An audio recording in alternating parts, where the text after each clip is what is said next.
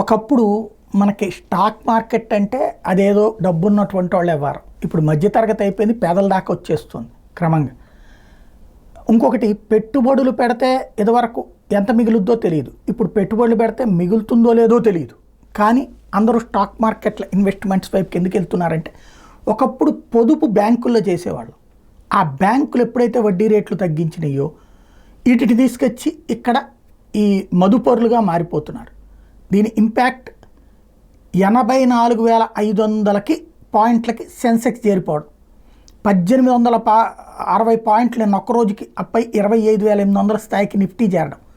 క్రమంగా భారతదేశ చరిత్రలోనే అత్యధిక రికార్డులన్నీ ఈ 11 ఏళ్లలోనే వచ్చినాయి. సెన్సెక్స్లో మదుపరులు ఆ స్థాయిలో పెరిగారు. 6,24,000 కోట్ల రూపాయలు వివిధ సంస్థల్లో పెట్టుబడులు పెడుతున్నారు. ఏంటంటే ప్రభుత్వం సవ్యంగా ఉంటుంది, విధానాలు సవ్యంగా ఉంటాయి ఇక్కడ అన్నట్టు ఒక నమ్మకం, ఒక ధైర్యం. ఇది 1,00,000 పాయింట్లకు చేరినా ఆశ్చర్యపోనక్కర్లేదు. కాకపోతే నా భయం ఏంటంటే, ఎక్కడన్నా తేడా వస్తే అప్పుడు పరిస్థితి ఏంటి? ప్రభుత్వాలు మారితే, రేపు పొద్దున ఎలక్షన్స్ అయిపోయాక ప్రభుత్వాలు కొన్ని రాష్ట్రాల్లో మారితే అప్పుడు డౌన్ఫాల్ అయితే పరిస్థితి ఏంటి?